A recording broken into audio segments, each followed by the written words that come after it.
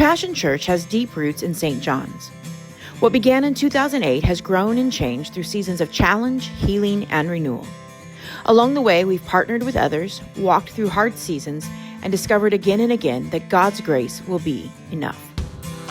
Pathway was started by local people in 2008 who wanted a church where anyone could come as they are, follow Jesus, and share his love through real, practical compassion.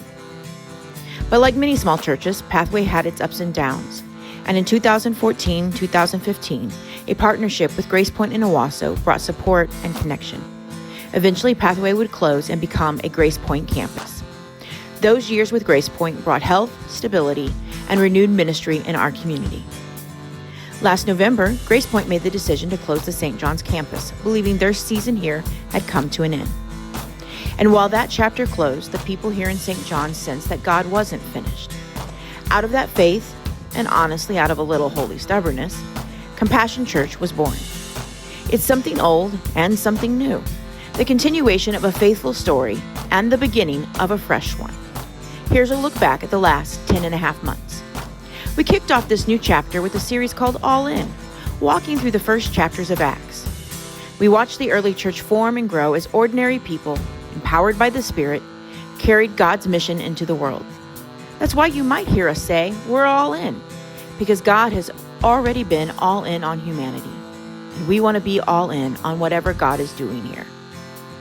But let's be honest, we weren't totally sure what God was doing. The transition from campus to independent church was bumpy and at times not very healthy. And we wondered, would we make it? Would the money be there? Were we even going to have chairs to sit on? Were we a little crazy for believing so deeply in this small community? But we stayed faithful. We worshiped, served, and showed up for each other. We invited others in through game nights and playgroup.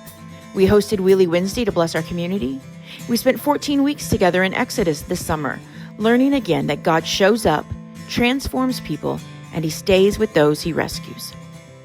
We've had more visitors and more spiritual conversations during the week. Our gatherings have become more consistent, and we've watched kids showing up almost every week, learning, laughing, and reminding us why this space matters. Across the board, volunteers have stepped up in beautiful and generous ways. And like the early church, God has added new faces and friends to our community.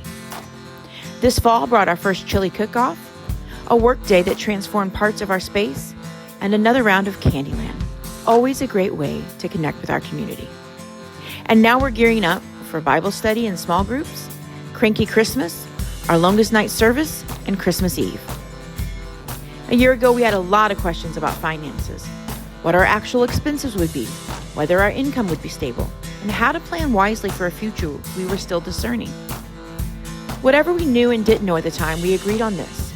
If we were going to move forward as Compassion Church, we had to begin with clear, transparent conversations and be willing to have the hard, sometimes awkward discussions with everyone who was invested. Using the financial records we had, the pledges people prayerfully made, and a commitment to practice both good stewardship and faith-filled risk, we set a budget, one that was higher than our previous budgets. We taught and practiced generosity not as a percentage to hit, but as a partnership with God and a practical way to sustain the ministry we believed he was calling us to. From there, we shared the vision openly, named our strengths and our weaknesses, and empowered people with real responsibility, real authority, and access to the resources needed to build on our strengths and address our weaknesses directly. And then the remarkable happened. Some might even call it a small miracle. Not only did we meet our budget, we exceeded it by 50%. People responded, and in ways we could not have manufactured or forced, God responded too. A year ago, this wasn't what we planned. We weren't sure what to expect, but what we've discovered is this.